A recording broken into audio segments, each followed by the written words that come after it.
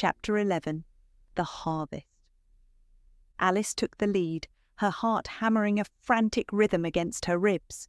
She slipped past the deafening roar of the mechanized portals and the endless stream of burdened warriors, her stolen leather armor blending seamlessly into the chaotic shadows of the domed chamber. Mal stayed close behind her, his blue eyes darting warily around the edges of his grey scarf. They reached the descending stone archway and plunged back into the stifling, oppressive twilight of the inverted castle. The air in the narrow stairwell was suffocatingly hot, carrying the sharp metallic tang of ozone and a heavy underlying scent of musk and stale straw. The relentless thump-thump hiss of the colossal steam engine above vibrated violently through the rough-hewn stone steps, a constant sickening reminder of the dissonance tearing through the mountain. "They are here," Poppet projected, his mental voice dropping to a low, tight hum of pure fury. "The resonance is blinding." Alice didn't reply, her jaw clenched tight beneath her mask as she reached the bottom of the stairs. They emerged into a circular room, slightly smaller than the massive mechanized dome above them. The air here was entirely still, devoid of the bustling chaos of Severin's army. The walls were bare, unpolished rock, illuminated only by a few sputtering torches set into iron sconces. As Alice scanned the perimeter of the dim circular chamber, she quickly mapped out the space. The only other openings in the walls, apart from the stairs they had just descended, were to their right. The first was a wide, unmarked stone archway that led into a straight, narrow passageway, disappearing into total darkness. Just beyond that archway, set deeply into the rock face, was a large, heavy wooden door, reinforced with rusted iron bands. But it was the centre of the room that made Alice stop dead in her tracks. A low, circular wall, composed of thick, vitrified black bricks, dominated the floor, measuring perhaps 3 feet high. It looked like the lip of a massive, ancient well. Alice and Mal crept forward, the heavy leather of their armour creaking softly in the quiet room. They leaned over the low wall and peered down into the gloom. Alice gasped, a sharp, ragged sound that was instantly swallowed by the dull, repetitive roar of the machinery above. It wasn't a well, it was a pit. And filling the massive straw-covered floor of the dungeon below them were the magical guardians of Bast. There were easily 1,000 of them, a sea of sleek black coats and golden eyes that stretched across the entire expanse of the pit. But they didn't look like the majestic, confident divine shadows Alice had seen worshipped in the sun-drenched streets. They looked broken. The cats were lying listlessly on the dirty straw, their bodies thin and their coats dull and matted with dust. Many of them were half asleep, their golden eyes cloudy and unfocused. A few weak, pitiful mews floated up toward the low wall, barely audible over the thrumming vibration of the stronghold. The pure harmonic resonance of their natural magic had been twisted into something agonizing and heavy. "Ancestors," Mango projected from Alice's backpack, his usual bravado entirely shattered. The mental weight of his shock felt like a physical blow against her spine. "Look what he has done to them. They are dying." "How is he doing this?" Mal whispered, his voice thick with horror. His hands gripped the edge of the black brick walls so tightly his knuckles turned white. Alice forced her eyes away from the suffering animals, scanning the massive pit for an answer. It didn't take long to find. Sitting dead centre in the sea of exhausted black cats was a heavy square metallic box. It was ugly and industrial, completely devoid of any magical elegance, humming with a violent violet energy that made Alice's teeth ache just looking at it. The box wasn't just sitting there, it was feeding. Thick, heavy cables, identical to the ones powering the massive circular rings in the chamber above, sprouted from the top of the metallic box like iron tentacles. They snaked across the straw-covered floor, crawling up the sheer stone walls of the pit, past the low brick wall where Alice and Mal stood, and disappeared into the ceiling, connecting directly to the colossal steam engine tearing open the veil. "The box!" Alice breathed, the horrifying realization settling into her stomach like lead. "It's a siphon!" "It is tearing their magic from them by force," Poppet projected, his mental voice vibrating with a cold, terrifying rage. "He has turned the guardians of a realm into nothing more than fuel for his dissonance. The box must be destroyed." Mal pulled back from the edge of the pit, his blue eyes darting toward the heavy wooden door reinforced with iron bands set into the rock wall. "If that box is the only thing keeping his portals open," Mal murmured, his hand dropping to the hilt of his broadsword, "then we need to find a way down there, but we have to be careful." He moved silently away from the low brick wall, his heavy leather boots making no sound on the dusty stone floor.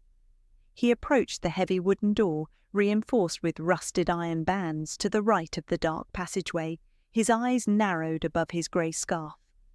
A moment later, he let out a frustrated, muffled sigh, shaking his head. "Locked," Mal whispered, tracing the heavy rusted metal of a massive padlock securing the iron handle to the frame. "And not a simple lock either. It's built for a heavy key. There's no point in trying to smash through that way. We'll alert the entire mountain." Alice adjusted the weight of her backpack, feeling Mango shift uneasily against her spine. She looked over the edge of the pit again, studying the sheer drop to the straw-covered floor below. It was a long way down, too far to jump without breaking a leg, but the metallic box sitting among the exhausted cats was the key to stopping the dissonance. "You can lower me down into the pit," Alice said suddenly, her voice dropping to a rapid, tense whisper. "We both have heavy wool cloaks. We could tie them together at the arms to make a rope. I can drop down the rest of the way, cut the cables with my sword and—" "Or you could tell me who you are and what you are doing here." The voice didn't echo.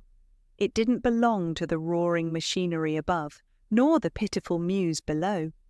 It was smooth, dark, and chillingly polite, cutting through the stifling heat of the circular room like a blade of ice. Alice and Mal spun around, their hands instantly flying to the hilts of their swords. Standing at the very bottom of the stone stairway they had just descended was a man. He wasn't a towering brute in rusted chainmail, nor a monstrous creature hauled from the deep ocean. He was tall, thin, and impeccably dressed in a long, sweeping cloak of midnight blue velvet that seemed to drink the flickering torchlight. His skin was pale and unblemished, his dark hair swept neatly back, and his eyes were a piercing, unnatural violet. It must be the controller of the portals they had seen up in the domed chamber earlier. It had to be him, the dark magician. Severin offered them a terrifying razor-thin grin that didn't reach his violet eyes. He looked entirely at ease, his hands resting lightly on an ornate silver cane. But he wasn't alone.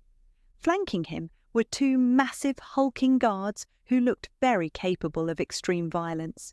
They were clad head to toe in heavy, jagged iron plate armour that scraped aggressively against the stone walls of the stairwell. One carried a massive double-bladed battle-axe, while the other gripped a heavy iron mace that hummed faintly with the same violet dissonance radiating from the metallic box in the pit. Mal didn't draw his sword, but his grip on the hilt tightened until his knuckles turned white beneath the leather bracers. He stepped slightly in front of Alice, his blue eyes locked fiercely on the sorcerer. "Severin," Poppet projected from Mal's backpack, his mental voice a venomous hiss that made Alice's teeth ache. The corruption in the air around him is foul. "I must admit, your disguises are quite effective," Severin purred, stepping casually off the bottom stair and into the circular room.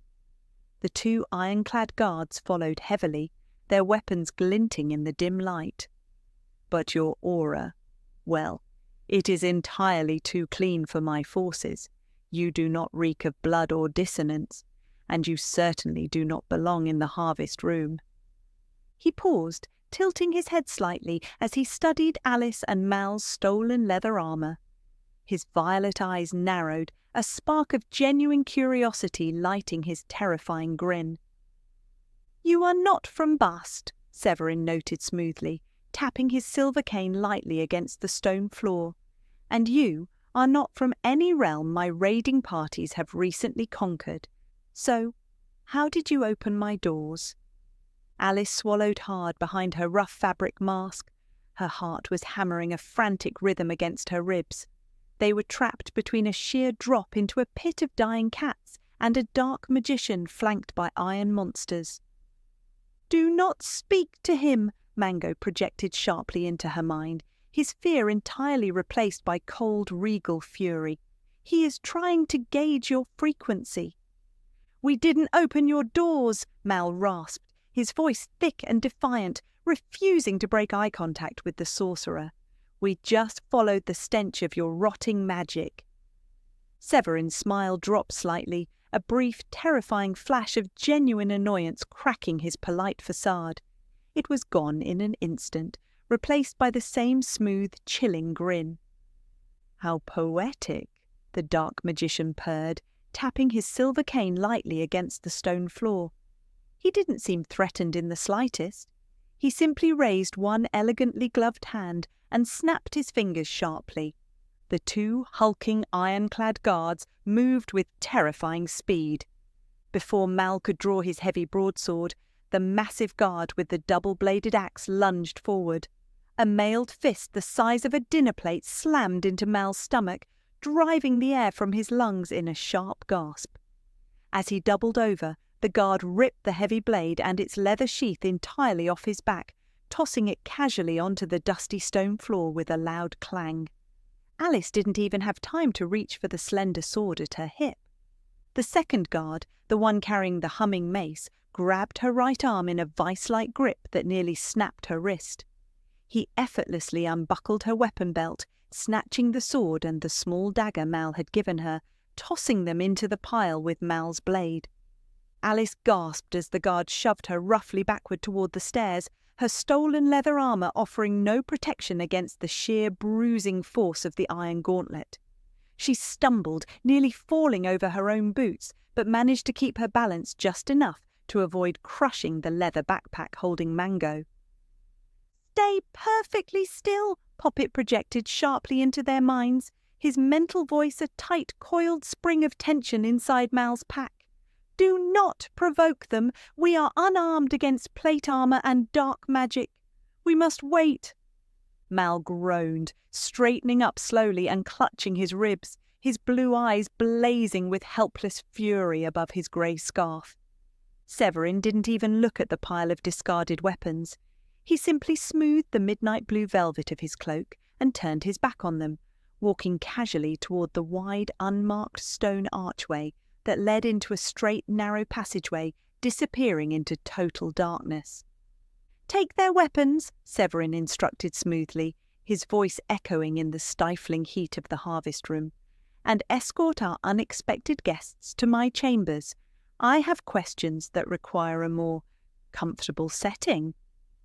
The guards shoved Alice and Mal forward, their massive iron-shod boots crunching menacingly close to their heels. They stumbled through the narrow passageway into the dark, claustrophobic corridor that led away from the harvest room and the deafening roar of the mechanized portals.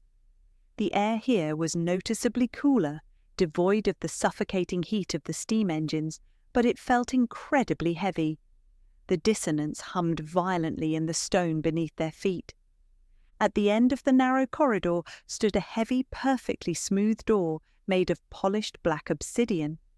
Severin simply rested his pale, ungloved hand flat against the centre of the dark stone. A faint violet light flared briefly beneath his palm, and the heavy door swung silently inward on unseen hinges. "After you," Severin purred, stepping aside and gesturing into the room with his silver cane. The guards shoved them roughly through the doorway, their massive iron shoulders scraping against the stone frame as they followed. Alice stumbled into the centre of the room, Mal catching her arm to steady her before the heavy obsidian door sealed shut behind them with a soft, final click. They had entered Severin's personal chambers. It was entirely different from the chaotic industrial nightmare of the stronghold outside. The room was surprisingly small, with a low, oppressive ceiling that made Alice feel instantly trapped. But it was the walls that made her breath catch in her throat. Every single inch of the rock face was covered by towering floor-to-ceiling bookshelves. But this wasn't the starlit magical wonder of the Library of the Forgotten Stars. This was a hoarder's nightmare. The shelves were crammed full of thousands of stolen books, ancient scrolls, glowing crystal spheres, and dark, pulsing artifacts looted from across the multiverse. The smell of dry ink and old parchment was overpowering, mixing unpleasantly with the sharp ozone scent of Severin's dark magic. In the centre of the room sat a massive, ornate desk carved from dark mahogany, littered with star charts, torn pages, and a large, glowing purple crystal that pulsed in time with the dissonance humming in the air. "A parasite," Mango projected from Alice's backpack, his mental voice dripping with disgust as he surveyed the stolen knowledge through the small gap in the leather flap. "He builds nothing, he only takes." Severin walked slowly around the mahogany desk, leaning his silver cane against a stack of ancient leather-bound tomes. He didn't offer them a seat. He simply turned his piercing violet eyes back to Alice and Mal, his terrifying grin finally fading into an expression of cold, calculating interest.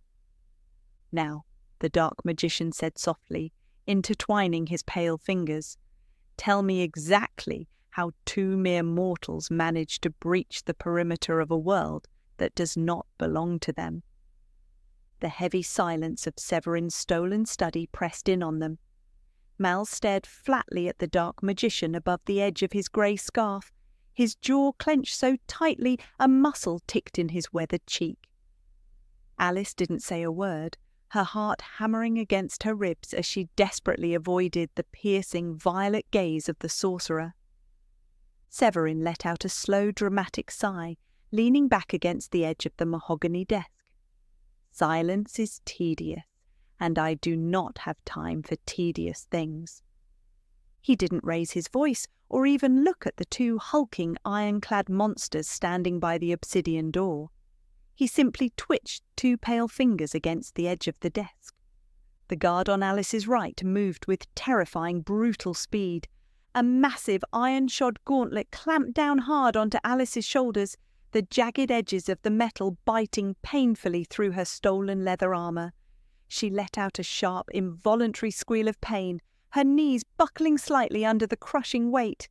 Severin's violet eyes snapped wide. He froze, the terrifying, calculated calm of his demeanour cracking instantly. He waved his hand sharply at the guard. The iron grip on Alice's shoulders vanished as quickly as it had appeared, the massive warrior stepping immediately back into the shadows of the doorway.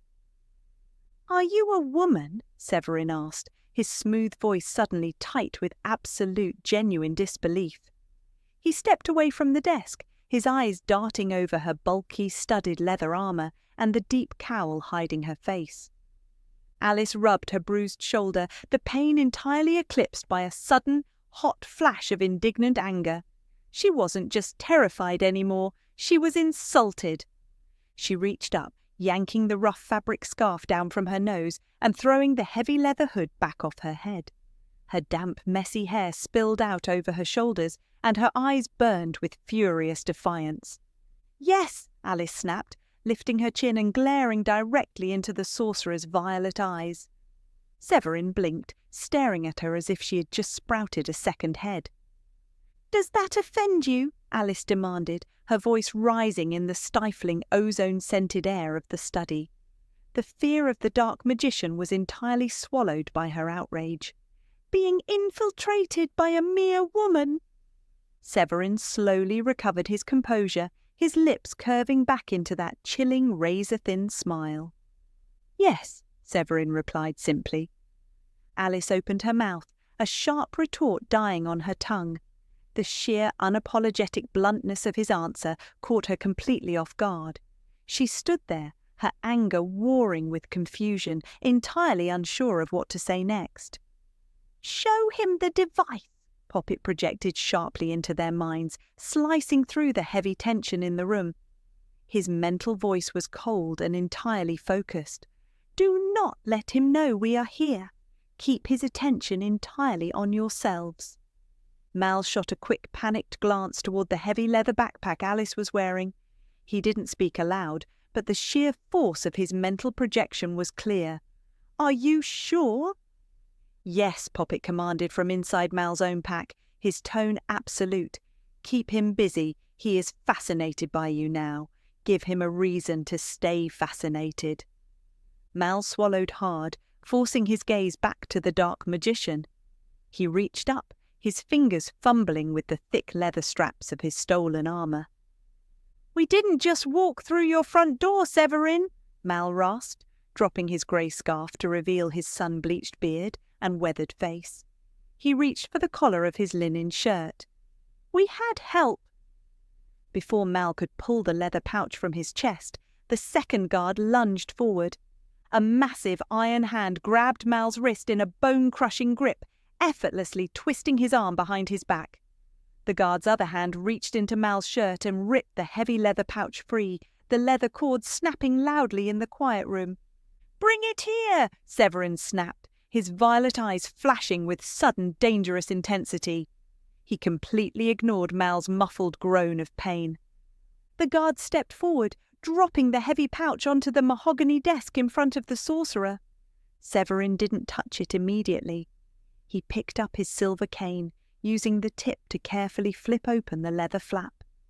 The silver and gold disc slid out, the flawless blue crystal in its centre catching the dim light of the study. The dark magician stared at the artifact.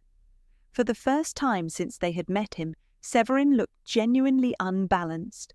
His pale hands hovered over the intricate metalwork, his violet eyes wide as he sensed the raw, ancient resonance radiating from the blue crystal.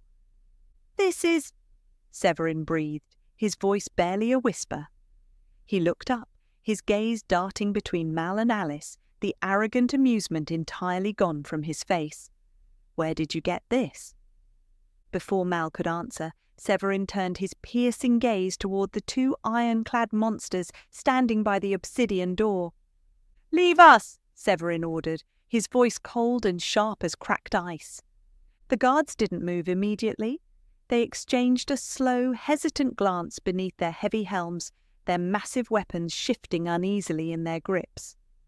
"I said leave!" Severin snarled, the violet dissonance in the room suddenly flaring, rattling the thousands of stolen books on their shelves. "These people have no magic that can trouble me. Get out!" The guard nearest the door nodded stiffly. He reached into a heavy leather pouch at his belt and pulled out a thin black circular disc of metal. He pressed the disc flat against the centre of the polished obsidian door. A faint violet light flared beneath his armoured glove, and the heavy stone swung silently open. The two massive warriors marched heavily out into the narrow corridor. "We will be here if you need us, Lord," the first guard rumbled, his voice echoing dully from behind his visor. The obsidian door sealed shut with a soft, final click, plunging the study back into heavy, suffocating silence. Severin didn't even watch them go. He slowly picked up the silver and gold device, his pale fingers tracing the edge of the blue crystal with an expression of terrified awe. He stared at the artifact in genuine wonder, his violet eyes reflecting the faint pulsing azure light. He had read of it in the deepest, darkest archives of a dozen conquered realms, but he knew the compass had been lost for at least 1,000 years. It was an object of pure ancient resonance, the exact opposite of the corrupted dissonance he wielded. Alice swallowed the lump of terror in her throat. She glanced at the heavy obsidian door, then back to the dark magician. "Why did you send them away?" Alice asked, her voice deliberately loud, trying to keep his piercing eyes off the leather backpacks she and Mal still wore. "Do you not want them to know about the device?" Severin didn't look up from the flawless blue crystal. His pale fingers tightened slightly around the intricate gold rim. "Might they not need you if they knew about it?" Alice pressed, forcing herself to sound more confident than she felt. Severin finally tore his gaze away from the artifact, looking at Alice with a slow, chilling smile. "Yes," Severin replied simply. His arrogance was absolute. He felt no danger in telling the truth to two unarmed mortals he was about to execute. He set the heavy silver and gold disc gently down on the centre of his mahogany desk, next to the pulsing purple crystal. "My army is held together by fear and necessity," Severin purred, picking up his silver cane and walking slowly around the desk to face his captives. His long midnight blue cloak whispered against the stone floor. "I am the only one who can tear the veil. I am the only one who can bring them plunder and power. If they realize they don't need a dark magician to open portals, well, I might lose my position."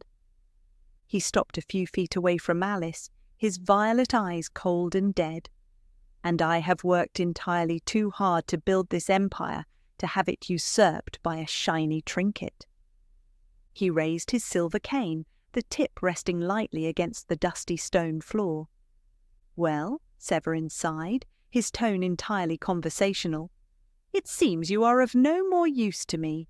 I would like to stay and chat, but I have a multiverse to conquer, and you are taking up valuable space in my study." Before Severin could lift his cane, Mal moved. With blinding speed, the Scotsman dropped to one knee, his hand flashing toward his heavy leather boot. He ripped the small, wicked-looking dagger from its sheath and lunged upward, driving the blade straight toward the dark magician's chest. Severin didn't even blink. He didn't seem the least bit concerned by the attempted assault. He simply flicked his wrist. A sharp, violent crack of violet lightning shot out from the silver head of his cane. The dark magic slammed into Mal's chest like a physical blow, instantly halting his momentum. With a sickening jolt, the spell lifted the heavy Scotsman completely off the floor, suspending him 3 feet in the air. Mal choked, his arms and legs pinned to his sides by an invisible, crushing force, the dagger falling uselessly from his hand to clatter against the stone floor. Severin watched him struggle for a long, agonizing moment, his head tilted in mild amusement. Then, with a casual flick of his cane, he released the spell. Mal dropped like a stone, hitting the floor hard with a breathless grunt and rolling onto his side, clutching his ribs.